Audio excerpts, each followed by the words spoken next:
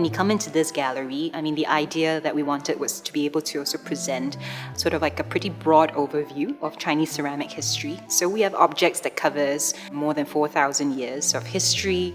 They come from different kilns around China.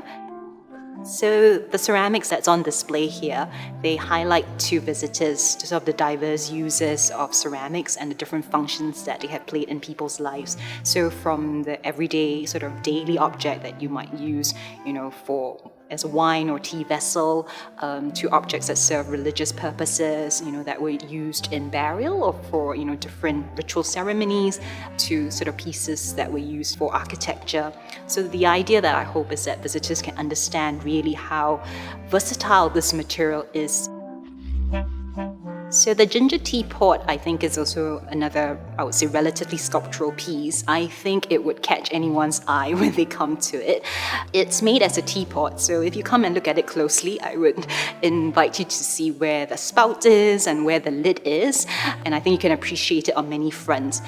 It comes from this place called Yixing, and Yixing is actually known for its teapot, so this is a very unconventional one, but Yixing potters have also been known historically to be very creative as well, and so they've always kind of push the boundaries in terms of what forms they can create. And it's actually a piece that's made by a husband and wife team. Probably it was done in the late 20th century.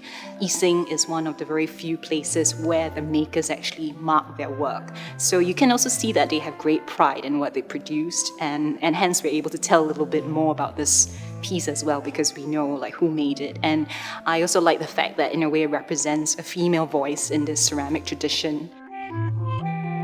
The Blanc de Chine tree, it's probably a piece from the 19th century.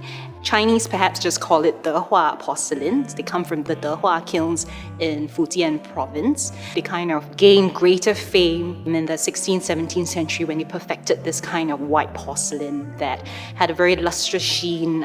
Some people describe it as being ivory white or like 猪油白, like pork fat white. So it gives you a very kind of slightly, I guess, sensuous quality. If you look at it, it's a very dynamic piece of sculpture. It's like a plum blossom tree, but we can sort of see the flowers in sort of a different stages of sort of growing. You see buds, you see some flowers in full bloom. And apart from that, it's sort of in the shade of the tree, you see two ladies sort of playing and enjoying themselves, a moment of recreation. And I think with all these details, it just makes the sculpture sort of come to life.